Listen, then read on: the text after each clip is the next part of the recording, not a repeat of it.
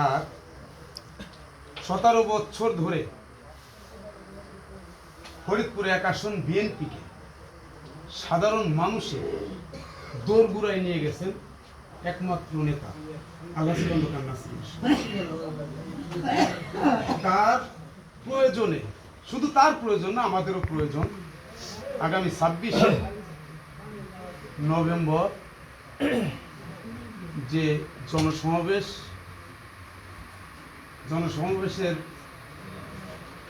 প্রস্তুতি সভার আলোচনা আজকের এখানে, আমি মনে করি আমি ছোট মানুষ হিসাবে প্রত্যেকটা জিনিসের একটা প্রতিযোগিতা থাকে। আর সেই প্রতিযোগিতার মাধ্যম দিয়ে আগামী বুধবারের দিন আমার মতে লোক কামাল ইউনিয়ন থেকে বেশি যাবে যদি প্রতিযোগিতা থাকে।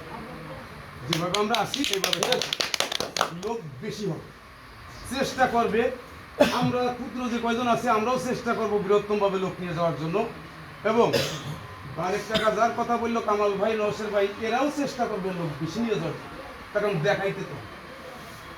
আমি মনে করি আমরা দেখানোর প্রতিযোগিতা অন্তত 26 তারিখ পর্যন্ত থাকবে।